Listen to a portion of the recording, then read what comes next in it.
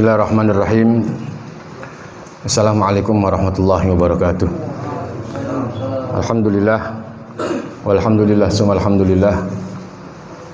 Wassalatu wassalamu ala rasulillah Sayyidina Muhammad ibn Abdullah wa ala alihi wa sahbihi wa mawalah. La hawla la quwata illa billah. Rabbana lakal hamdu hamdan katsiran thayyiban mubarakan fih. Subhanaka la ilma lana illa ma 'allamtana innaka antal alimul hakim. Subhanallahi milal mizan wa muntahal ilmi wa mablaghur ridha wa zinatal arsy. Walhamdulillahi milal mizan wa muntahal ilmi wa mablaghur ridha wa zinatal arsy. Wa la ilaha illallah milal mizan wa muntahal ilmi wa mablaghur ridha wa zinatal arsy. Wallahu akbar milal mizan wa muntahal ilmi wa mablaghur ridha wa zinatal arsy. Wallahu akbar mil'al mizan wa muntahal ilmi wa mablaghur ridha wa zinatal arsy. Rabbi shrah li sadri wa yassir li amri wahlul 'uqdatam min lisani yafqahu qawli. Wala haula wala quwwata illa billahil aliyyil azim. Amma ba'd. Al-mukarramun, para bapak-bapak, para pemuda jamaah Majelis Kanzul Arsy. Alhamdulillah, puji syukur kita sampaikan kepada Allah Ta'ala. Pada malam hari ini kembali Allah Ta'ala pertemukan kita dengan iradah syar'iyah diniyah. Jadi Allah gerakan kita di dalam menjalankan syariat keagamaan yang insya Allah kita tulus ketika kita duduk di tempat ini. Semoga duduknya kita ke tempat ini akan terus mendapatkan nilai tambah ibadah dari Allah Subhanahu wa Ta'ala. Salawat dan salam tak lupa kita sampaikan kepada Sayyidil Alamin wa Khairil Bariyah Muhammadur Rasulullah sallallahu alaihi wasallam. Jadi sama-sama kita pasang niat, luruskan niat, sempurnakan ikhtiar, sabar dan tawakal. Talabal mardatillah, syukran li an'umillah, taqarruban ilallah. Kita niat berangkat dari rumah ke tempat ini pertama untuk mencari keriduan Allah Ta'ala. Kedua, bersyukur kepada Allah Ta'ala. Kemudian kita mendekatkan diri kepada Allah Subhanahu wa Ta'ala. Dan sebelum kita lanjutkan kajian kitab Adabul Alim wal Muta'alim, buah karya daripada Hadratus Syekh Kiai Haji Hasyim Asy'ari, terlebih dulu kita seperti biasa bacakan suratul Fatihah khusus untuk beliau. Semoga Allah berikan ilmu yang manfaat, kita bisa mengambil faidah nasihat-nasihat yang ditulis dalam kitab beliau, dan juga mudah-mudahan kita mendapatkan syafaat beliau di hari kiamat kelak nanti di hazihin ya wa ila hadratin nabi sallam alif hadzal kitab Hadratus Syekh Kiai Haji Hasyim Asy'ari wa usulihi wa furu'ihi rahimahullahu ta'ala wa nafa'na wa bi'ulumihi wa ila hadratin nabi. Al-Fatihah. A'udzubillahi minasyaitonirrajim. Bismillahirrahmanirrahim. Alhamdulillahirabbil alamin. Arrahmanirrahim. Maliki yaumiddin. Iyyaka na'budu wa iyyaka nasta'in. Shiratal mustaqim. Shiratal ladzina an'amta 'alaihim ghairil maghdubi 'alaihim waladdallin. Amin. Bismillahirrahmanirrahim. Wa qala mu'allif rahimahullahu ta'ala wa nafa'na wa bi'ulumihi fid dharain. Amin. Wa qala sallallahu alaihi wasallam, dan telah bersabda Rasulullah sallallahu alaihi wasallam, tu'allimul ilma wa 'allamuhun nas. Di sini dijelaskan hadis Rasulullah di mana Nabi memberikan nasihat untuk menuntut ilmu, kemudian mengajarkan kepada manusia ilmu itu. Jadi singkat hadisnya, tu'allimul ilma wa 'allamuhun nas. Jadi ajarkan kepada manusia untuk mengetahui daripada ilmu-ilmu agama. Seperti kita ketahui, dengan mengajarkan ilmu, maka makhluk-makhluk Allah yang ada di muka bumi ini akan selalu beristighfar. Wa'allimuhun nas mengajarkan kepada manusia itu yang namanya pohon-pohon makhluk ciptaan Allah, mereka akan memberikan ampunan, bahkan mendoakan. Yastaghfir lahu kullu syai'in hatta al-huta fil bahri. Jadi kata Nabi di dalam hadis yang lain yang sudah kita sampaikan beberapa pertemuan yang lalu, bahwa talabul ilmi faridatun ala kulli muslimin wa muslimatin. Jadi menuntut ilmu itu adalah merupakan kewajiban bagi setiap muslim, baik dia laki-laki ataupun perempuan. Wa talibul ilma yastaghfir lahu kullu syai'in hatta al-huta fil bahri. Bahkan orang yang menuntut ilmu itu, kata Nabi, itu akan diberikan ampunan. Yastaghfir lahu kullu syai'in. Jadi setiap sesuatu yang Allah Ta'ala ciptakan makhluk yang ada di muka bumi ini, mereka akan memohonkan ampunan kepada orang yang menuntut ilmu dan orang yang mengajarkan ilmu. Tuh. Makanya di sini diperintahkan oleh Rasulullah, tu'allimul ilma wa 'allamuhun nas. Jadi tuntutlah ilmu dan ajarkan ilmu itu kepada manusia. Kenapa makhluk-makhluk Allah yang ada di laut mereka beristighfar kepada orang yang menuntut ilmu, orang yang melangkahkan kakinya menuju ke majelis ilmu, orang yang mengajarkan ilmu? Kenapa? Mereka bersyukur dan mengucapkan terima kasih kepada hamba-hamba Allah yang mempunyai ilmu. Jadi kalau ikan di laut itu mendoakan, kan jutaan makhluk yang ada di muka bumi ini yang Allah Ta'ala ciptakan. Jadi ikan hiu sampai hatal hut fil bahr, sampai ikan hiu yang ada di laut, yang giginya bertaring itu, bahkan kalau kita bisa, kalau jatuh ke laut, ya itu bisa digigit sama ikan hiu, kan sebegitu jahat. Itu mereka akan memberikan ampunan, bahkan mendoakan kepada orang-orang yang menuntut ilmu. Kenapa? Karena ucapan terima kasih mereka kepada hamba-hamba Allah yang mau menuntut ilmu. Orang yang menuntut ilmu itu nggak akan mencuri ikan dengan ngebom, dengan apa namanya itu? Dia dibom ya, apa namanya? Pakai pukat harimau ya, atau pakai bahan peledak. Kalau orang yang berilmu nggak pakai itu. Ya, jadi mengambil ikan sekedarnya saja. Orang yang berilmu kemudian dia mengamalkan ilmu, ketika dia mengambil ikan di laut, maka dia cukupkan dengan apa yang Allah Ta'ala berikan. Dia cari, artinya. Jadi bukan sifat orang yang serakah.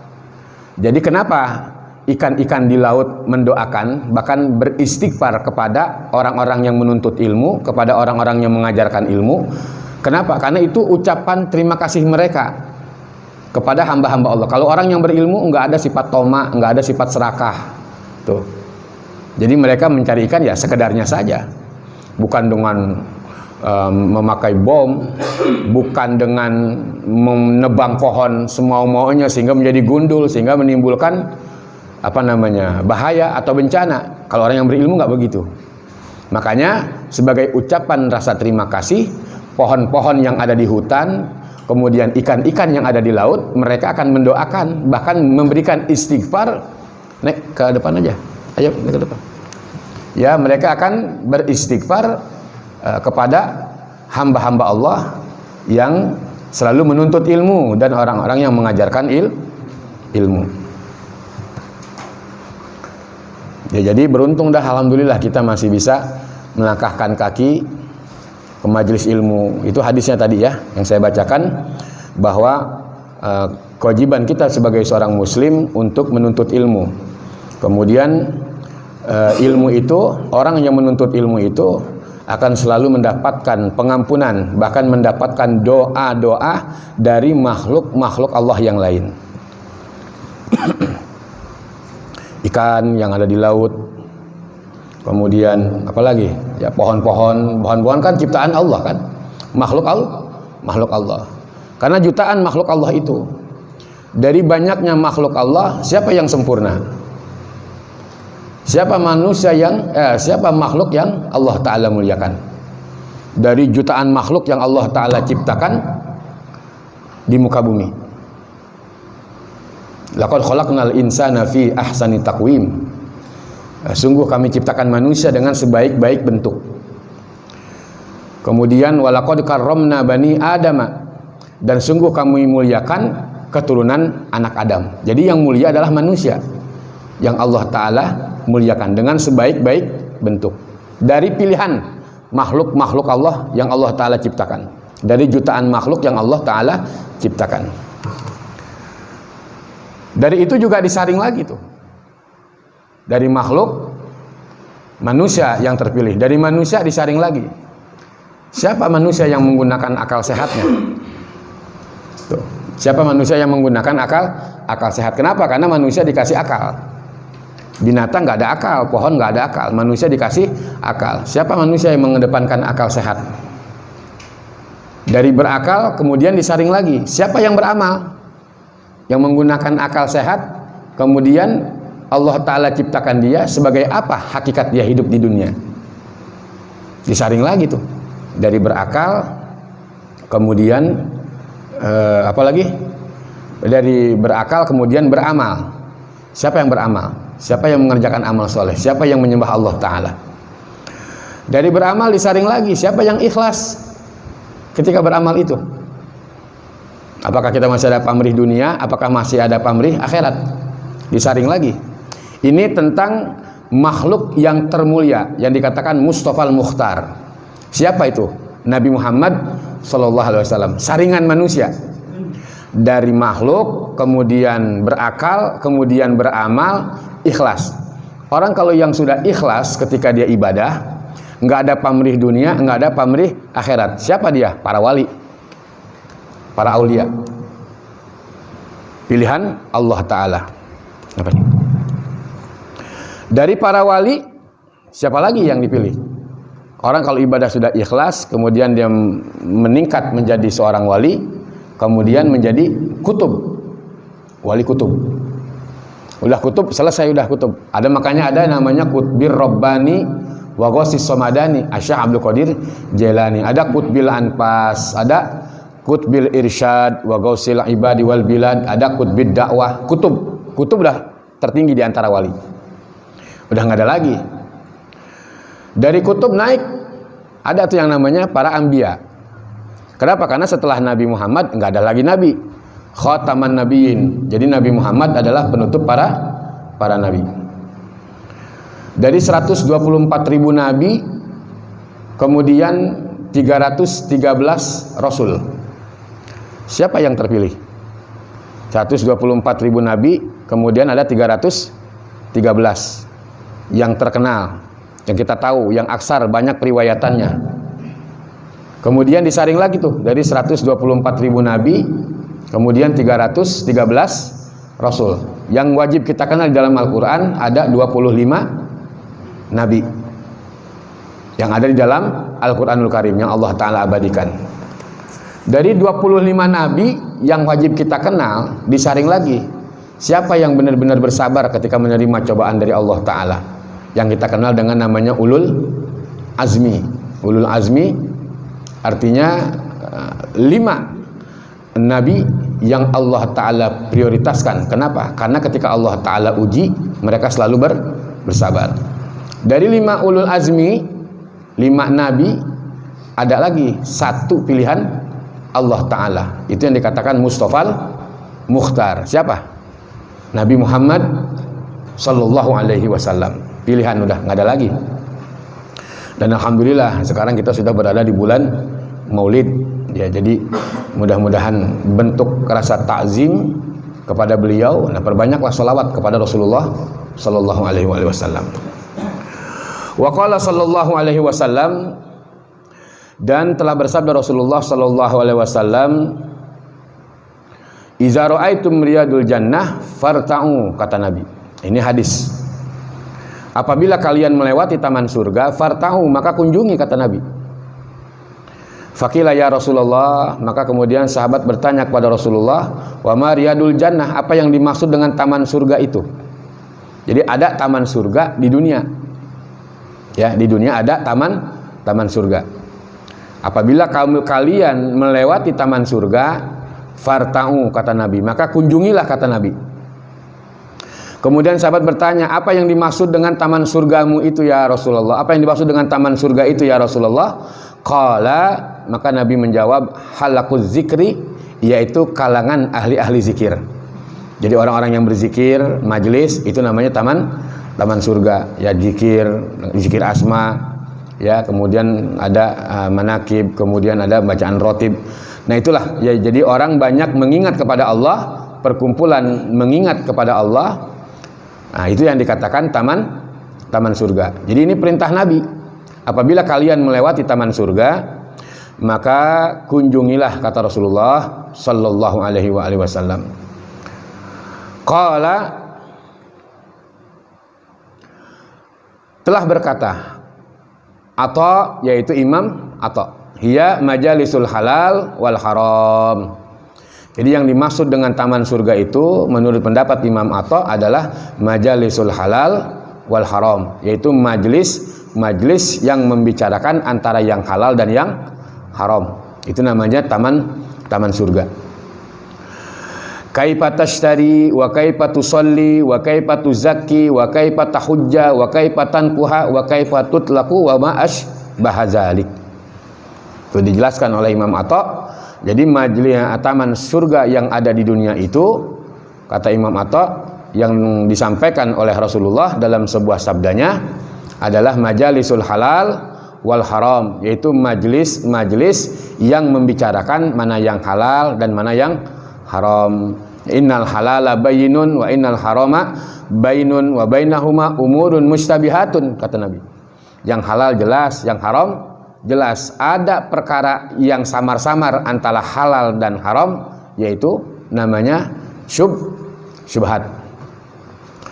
Kaifa tashtari, bagaimana tata cara jual beli, ya, bagaimana tata cara jual beli dengan benar. Wa kaifa tusolli, bagaimana tata cara salat dengan benar. Ya, salat adalah tiangnya agama. Bagaimana ketika kita ibadah kita bisa merasakan halawatul ibadah, bisa merasakan nikmatnya ibadah. Jadi jangan sampai kita ibadah tapi nggak merasakan manisnya ibadah, nggak merasakan nikmatnya ibadah. Ya Allah, baca Quran tapi kita nggak bisa merasakan nikmatnya baca Quran. Zikir tapi kita nggak merasakan nikmatnya zikir. Nah, ini kan di akhir zaman, jangan sampai nikmat ibadah itu dicabut oleh Allah Subhanahu wa taala. Ya. Nikmatnya kita berselawat kepada Rasulullah sallallahu alaihi wasallam. Jadi kebanyakan nikmat senang kalau mendapatkan apa? Duit. Baru merasakan nikmat. Baru merasakan enak. Ya, banyak kan orang begitu. Tapi bagaimana ketika kita ibadah, kita bisa merasakan nikmat. Jangan sampai kita kehilangan nikmat ibadah. Jadi sholat, ya, bagaimana cara biar bisa melaksanakan manisnya ketika kita sholat? Berarti kan Rasulullah SAW pernah ditanya oleh Al-Imam Abdullah ibnu Mas'ud. Jadi Al-Imam Abdullah ibnu Mas'ud ini seorang mufassir di zaman Rasulullah SAW. Jadi beliau bertanya kepada Rasulullah, ayyu amali ahabbu ilallah. Ya Rasulullah, amalan apa? Kata Al-Imam Abdullah ibnu Mas'ud, amalan apa yang kalau aku kerjakan ahabbu ilallah, itu lebih dicintai Allah Ta'ala. Jadi Allah sangat cinta dengan amalan yang aku kerjakan. Amalan apa kira-kira ya Rasulullah? Tuh. Faqala, maka Nabi menjawab, amalan yang Allah Ta'ala cintai itu, amalan yang Allah Ta'ala sukai, yang Allah senang terhadap hamba-hambanya adalah as-salatu fi waqtiha Wa fi riwayah as-salatu ala waqtiha. Tuh. Jadi amalan yang Allah Ta'ala cintai, amalan yang Allah Ta'ala senangi kepada hamba-hambanya adalah as-salatu fi waqtiha, salat tepat pada waktunya. Dalam riwayat yang lain Nabi katakan as-salatu ala waqtiha, salat ya harus sesuai dengan waktu. Jadi jangan mengulur-ngulur waktu untuk salat. Tuh. Yang pernah kita sampaikan juga, bahkan itu ada di dalam surah Al-Ma'un ya. Ara'aital ladzi yukazzibu biddin fadzalikal ladzi yad'ul yatim wa la yahuddu ala ta'amil miskin fawailul lil musallin. Nah ini dia. Fawailul lil musallin. Maka celakalah orang-orang yang salat. Siapa? Alladzina hum an salatihim sahun. Mereka yang salat ketika dikasih waktu entar dulu, nyantai dulu. Nah, ini. Ya, udah segera. Kalau kita ingin mendapatkan keridhaan Allah Ta'ala, ingin dicintai Allah Ta'ala, sesuai ketika Abdullah ibnu Mas'ud nanya kepada Rasulullah, ya salat tepat pada waktunya. Kenapa? Karena amalan itu yang sangat dicintai Allah Subhanahu wa Ta'ala. Nah ini dia. Jadi yang namanya ngaji ya kita kaji, begitu. Jadi sedikit kita amalin. Oh begini. Jadi kita mulai teratur tuh. Jadi teratur, ya. Teratur biar bisa merasakan halawatul ibadah, nikmat manis di dalam melaksanakan ibadah ketika kita mengerjakan salat. Mungkin kemarin kita salat masih entar dulu, masih urusan ini urusan itu, entar dulu. Coba dah. Ya kita salat ya begitu aja, udah nggak ada rasa manis, nggak ada rasa nikmat. Jangan sampai kita ibadah nggak bisa merasakan nikmatnya ibadah. Nauzubillah, ya Allah. Ini biar kita bisa merasakan ibadah, bagaimana caranya? Diatur seperti itu. Dari mulai kita berwudu, kemudian kita dawamkan wudu, kita istiqomahkan wudu, begitu. Ya, kemana-mana kita berwudu, mau berangkat kita berwudu, dawamul wudu. Orang yang selalu berwudu selalu berada di dalam pengampunan malaikatnya Allah Ta'ala. Ada hadisnya. Ya, ada hadisnya itu. Di mana Rasulullah sallallahu alaihi wasallam beliau bersabda, siapa orang ya yang mendawamkan wudu, innal malaikata yastaghfiruna lil insani madama ala taharatin lam yuhdas.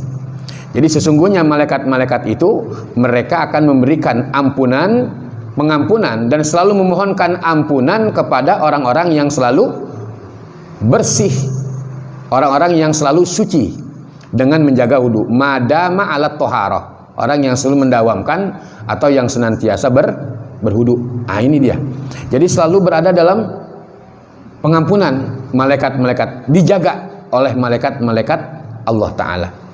Lam yuhdis, boleh dibaca lam yuhdas, artinya tidak berhadas. Ketika dia berhadas dia wudu, ketika berhadas dia wudu, apalagi mau tidur. Nah ini dia. Jadi ya ini ngikutin. Kenapa? Karena Rasulullah selalu menjaga wudu. Ya, Rasulullah itu orang yang selalu mendawamkan wudu. Apakah ada sirnya wudu? Ada. Nanti akan ada sir. Sir itu karena kita istiqomah, karena kita dawam, sabar, terus batal wudu. Ya, mau tidur kita berwudu. Nah, insya Allah tuh akan ada merasakan sir atau rahasia daripada wudu itu. Ya, ini yang dikatakan orang yang mengamalkan ilmu. Jadi ilmu itu adalah samratuh. Jadi buahnya ilmu itu adalah mengamalkan ilmu. Kemudian umur juga akan berfungsi menjadi manfaat. Orang yang mengamalkan ilmu itu akan terjaga tuh. Ya, kemudian wazadul akhirah, dan akan membawa bekal untuk menuju kepada akhirat. Bekal jelas. Orang yang dawam wudu, kemudian apalagi tadi? Ya, orang yang istiqomah, jadi dalam hadir majelis, orang yang sholat tepat waktu. Orang yang menjaga sholat tepat waktu, insya Allah dia akan merasakan halawatul ibadah. Dia akan merasakan manisnya ibadah. Jadi jangan sampai kita ibadah tidak merasakan manis.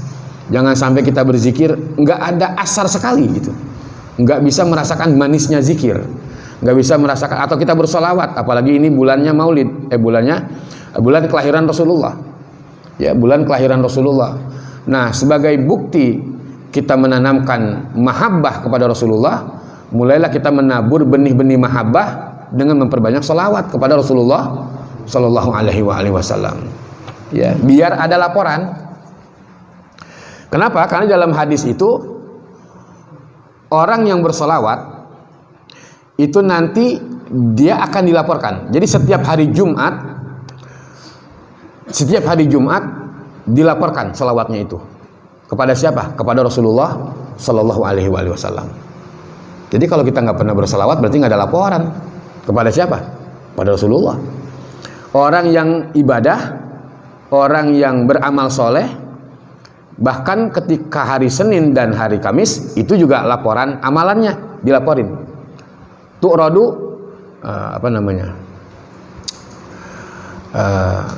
jadi dilaporkanlah amalan-amalan itu dalam hadis Rasulullah. Tu'radul a'mal yaumal isnain wal khamis. Jadi dilaporkan amalan-amalan kita itu setiap hari Senin dan hari Kamis. Itu dilaporin tuh.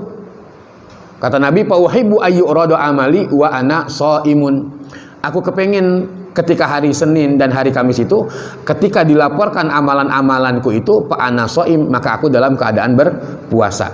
Jadi dalam hadis yang lain memang yaumaulitu, karena hari Senin itu adalah hari kelahiranku. Tetapi dalam hadis yang lain Nabi berpuasa hari Senin dan Kamis. Kenapa? Karena hari itu adalah hari dilaporkan amalan-amalan kita kepada Allah Subhanahu wa Ta'ala. Tuh. Begitu juga dengan sholawat. Setiap hari Jumat sholawat kita dilaporkan kepada Rasulullah Sallallahu Alaihi Wasallam. Kenapa ini? Habis baterainya apa? Hah? Ya udah habis. Udah nggak apa, biarin. Udah habis. Ya, jadi dilaporkan amalan-amalan ketika kita bersolawat, maka solawat kita itu dilaporkan kepada Rasulullah setiap hari Jumat. Ya, makanya jangan sampai kita ini lost atau sama sekali nggak ada solawat. Kenapa? Karena orang yang bersolawat dia akan mendapatkan prioritas, apalagi dengan tulus ketika dia bersolawat kepada Rasulullah Sallallahu Alaihi Wasallam. Jadi kalau kita nggak ada solawat berarti nggak ada laporan ke Rasulullah. Berarti nggak dianggap kita sebagai umatnya. Nauzubillah. Ya, nauzubillah. Seharilah selawatlah apa 100 kali, atau sallallahu ala Muhammad, sallallahu ala Muhammad, sallallahu ala Muhammad, sallallahu ala Muhammad, atau selawat yang tadi kita baca nih setiap setiap malam di majelis, ya, setiap malam Rabu baca selawat itu. Pada asar cuman dianjurin tuh bacanya selawat yang ada di kertas tuh, ya selawat itu dibaca bisa asar, atau baca 11 kali, atau mantung baca sholawat Fatih, atau mau sholawat Nariyah, apa aja sholawat. Minimal kita ada laporan, ya, minimal nama kita ini dilaporin kepada Rasulullah Sallallahu Alaihi Wasallam. Jadi sangat merugi orang yang tahu keistimewaan bersolawat tapi dia nggak mau bersolawat. Nah, bagaimana biar merasakan halawah solawat, bisa merasakan manis ketika bersolawat? Baik, insya Allah kita akan merasakan semakin cinta dengan Rasulullah, maka semakin senang untuk menjalankan sunnah Rasulullah Sallallahu Alaihi Wasallam. Wa kaifa tuzakki, wa kaifa tahujja, wa kaifa tankuha, wa kaifa tutlaqu wa ma asbaha zalik. Beli dulu. Ya.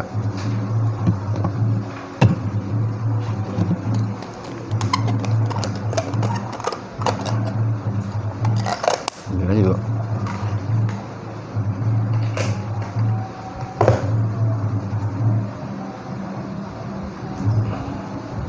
Ya, jadi dua hadis Rasulullah Shallallahu Alaihi Wasallam yang menjelaskan bahwa belajar ilmu, tuntutlah ilmu, kemudian ajarin kepada manusia. 1 huruf, 2 huruf ajarin, karena itu yang sangat dicintai Allah Ta'ala.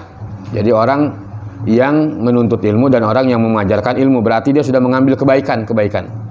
Jadi akan mendapatkan pandangan kemuliaan dari Allah dan Rasulullah Sallallahu Alaihi Wasallam, dan juga akan memperoleh panggilan keagungan.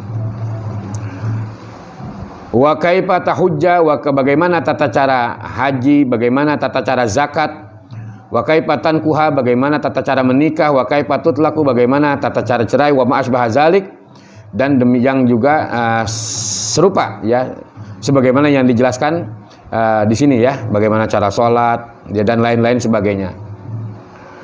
Wa qala sallallahu alaihi wasallam, yang terakhir hadis Rasulullah adalah tu'allimul ilma wa'malu bih.